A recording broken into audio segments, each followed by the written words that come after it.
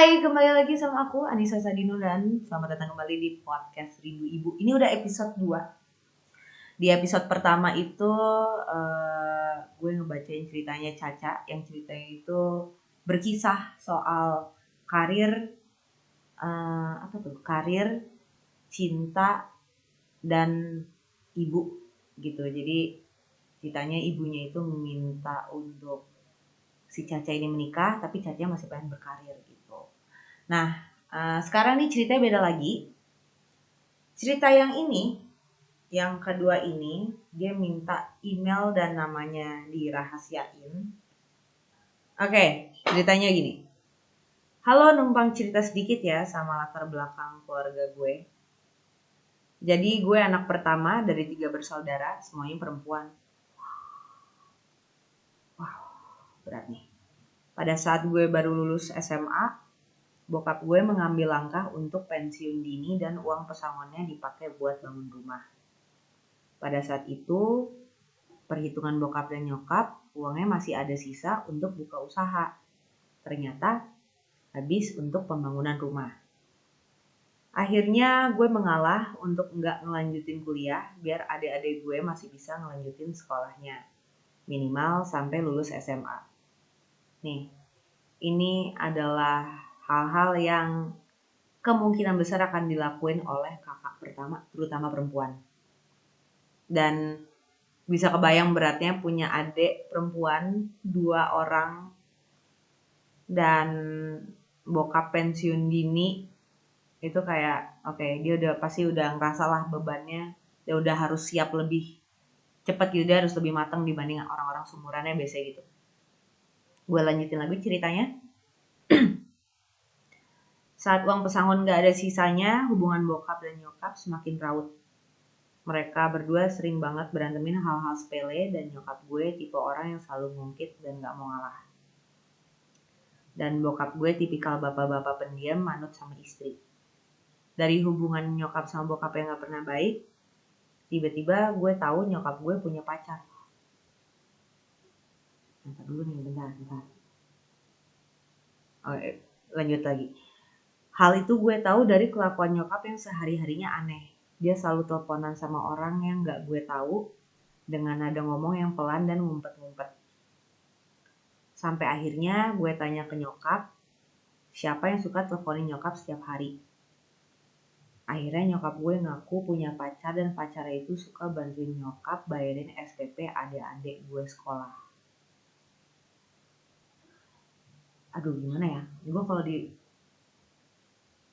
Gue bingung sih kalau di posisi dia tahu satu sisi bokap nyokapnya nggak akur, tapi gimana pun juga itu orang tua kandung.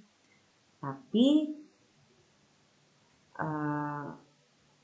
si omnya tante ini bayarin SPP adik-adik. Kita lanjutin dulu ceritanya. Di situ gue marah banget sama nyokap, tapi nyokap tuh nggak mau kalah dan selalu bilang langkah yang dia ambil tuh benar, karena bokap gue nggak nafkahin nyokap lagi. Oke, ini baru ketahuan. Ternyata memang bokapnya itu udah berhenti nafkahin, kan satu sisi karena pensiun dini tadi juga ya. Gue di situ udah nggak bisa ngomong apa-apa lagi, cuma bisa shock dan nangis denger nyokap gue sesingkat itu mengambil langkah. Dan gue gak mau bantah omongan nyokap karena gue takut durhaka dan energi gue juga udah habis ngeliat kondisi hubungan bokap sama nyokap diem-dieman di rumah. Paham? Bukan relate, bisa ngerasain lah. Bahkan bokap gue sakit pun nyokap gue gak mau urusin bokap padahal masih serumah. Jadi gue biarin aja nyokap maunya gimana. Singkat cerita ada surat cerai datang dari pengadilan agama.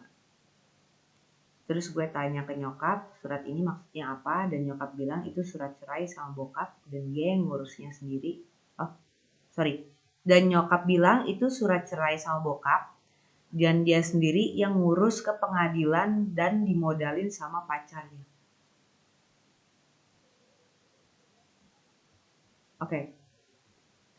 Gue makin ngelus dada sama kelakuan nyokap, sedangkan bokap gue di rumah santai aja sama kelakuan nyokap yang tiba-tiba ceraiin bokap gue gitu aja. Ya Allah, rasanya gue mau teriak pada saat itu, kecewa sedih jadi satu, kalut banget. Ya, ini tante udah kompromi dulu gak sih sama om? Maksudnya udah pernah diobrolin dulu gak sih gitu? Kayaknya kita lebih baik pisah atau gimana gitu, anak-anak ikut siapa dan lain-lain. Maksudnya efek after effect-nya gimana tuh, tapi kayaknya nggak ada sih. Kayaknya ya, kita lanjutin dulu. Adik-adik gue tahu dan akhirnya marah-marah sama nyokap gue. Kecewa sama kelakuan yang diambil sama nyokap gue. Tapi nyokap gue tetap kekeh buat cerai dan gak mau lagi sama bokap gue.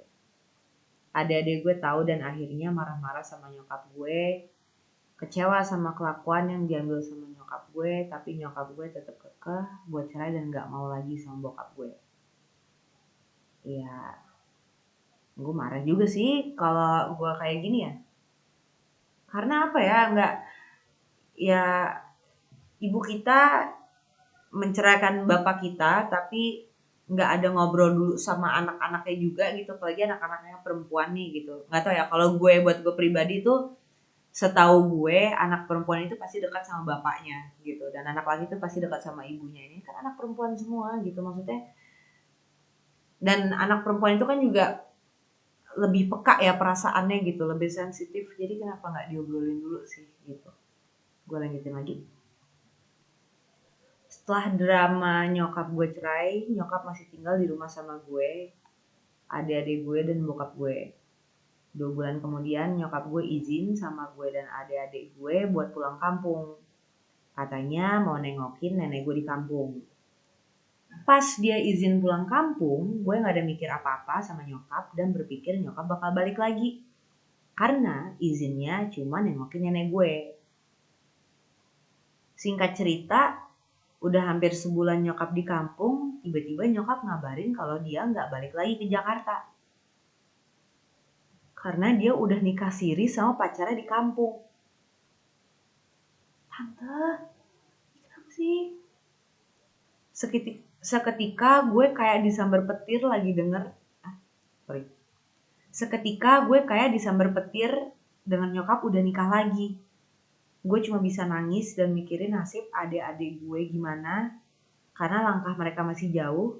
Sampai akhirnya pikiran itu jadi penyakit buat gue. Gue kena anxiety karena terlalu cemas dalam berpikir. Gue rutin ke psikiater dan harus minum obat biar tenang pada saat itu. Oh ya, by the way, pacaran nyokap itu teman SMA-nya dulu, jadi ketemu lagi di kampung gitu. Ya, cinta lama belum kelar sih memang gitu, CLBK.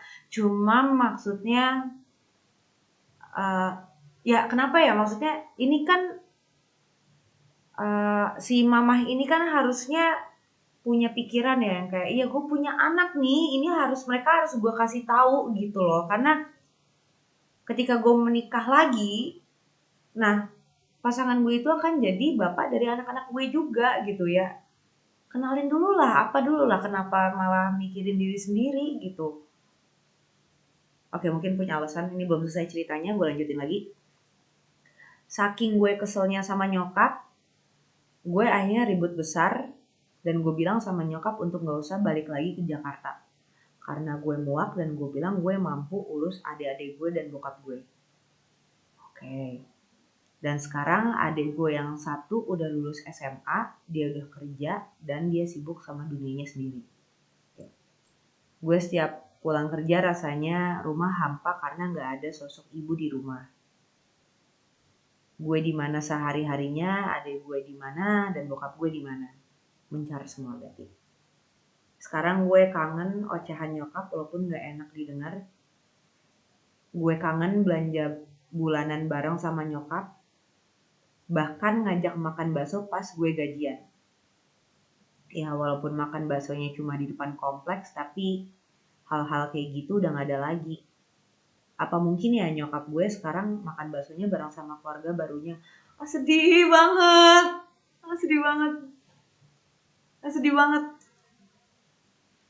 Kayak sedih banget. Ibu speechless loh. Kayak gak ngebayangin kayak lo punya nyokap nih yang lo ya mau deket apa enggak, tapi kayak ya lo anaknya dia, anak kandungnya dia gitu, lo serumah dari kecil terus tiba-tiba nyokap lo pisah, meninggalkan lo tanpa ngomong, tanpa izin dan tanpa mendiskusikannya terlebih dahulu. Tiba-tiba lo dikirimin foto gitu sama orang terus ngeliat nyokap lo udah sama keluarga barunya dan ternyata lo baru tahu kalau lo ternyata udah punya adik gitu. Nyokap lo udah gendong bayi atau misalnya anaknya udah gede. Kayak sedih gak sih? Kayak ini kan harusnya nggak, kenapa ya? Pertanyaan gue tuh kenapa si tante ini tidak mau ngobrol dulu sama anak-anaknya, padahal kan perempuan semua gitu. Apa mungkin udah berpikir kayak udah gue berpihak sama bapak gue deh gitu. Jadi kayak dia merasa tidak dapat dukungan, atau mungkin si tante lagi buta cinta. Oke, kita lanjut, gue lanjutin lagi. Tapi nggak apa-apa, walaupun ini sakit buat gue dan buat adik-adik gue, yang penting nyokap gue bahagia sama keluarga barunya dan sehat selalu. I miss you and I love you, mom. Oh. Oke, terima kasih buat kamu Anonymous sudah mengirimkan cerita ini.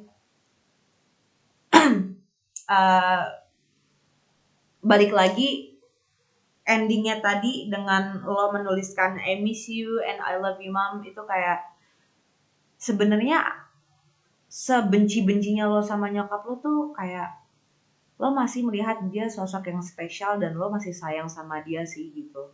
Dan ya ini sudah membuktikan kalau lo juga serindu itu sama dia gitu. Cuman memang lo tidak bisa mengungkapkannya aja gitu. Bukannya gengsi, bukan yang nggak mau, tapi emang kayaknya ya emang nggak bisa aja gitu. Karena harusnya di posisi lo tuh marah, lo kecewa gitu. Tapi bagusnya ya mungkin lo sudah dewasa juga, udah banyak pengalaman hidup juga gitu. Jadi lo bisa apa ya?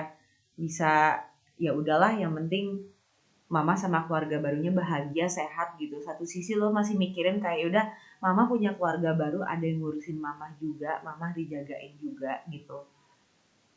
Dan itu bukan berarti juga uh, lo tuh apa ya berpihak sama bokap, nggak juga gitu. Sebenarnya equal aja, cuma memang ketutupnya karena nyokap lo tiba-tiba punya pacar terus merit nikah siri di kampung sama orang lain, ya kaget sih gitu ya. Semoga aja nanti kalau misalnya lo ketemu lagi sama nyokap, dikenalin ke keluarga barunya, itu nggak apa ya, itu nggak membuat lo ke-trigger untuk marah atau sensi atau kecewa di lokasi, di tempat gitu. Kayak harus dipikirin baik-baik tuh, kayak ditanam-tanamin di kepala. Ya ini gue ketemu nyokap sama keluarga barunya, mana ini keluarga gue juga, ini bokap gue juga, ini adik-adik gue juga gitu, ini keluarga gue juga gitu. Jadi gue harus sayang sama mereka gitu, dan gue harus bersyukur kalau nyokap gue ada yang ngurusin nih nantinya gitu. This is a very great story sih, sumpah gue. Aduh, tadi gue beneran speechless pas dia bilang lagi makan bakso sama keluarga barunya. Tiba-tiba kayak sedih banget, kayak lo bisa kebayang gak sih sekali lagi kayak itu nyokap gue lagi makan bakso, siapa tuh lelaki di sebelahnya gitu kan, itu orang lain. Terus ternyata tiba-tiba ada anak lari-lari dari jauh gitu sambil bawa-bawa, mama, aku anak siapa jadi gitu, atau itu anak siapa gitu.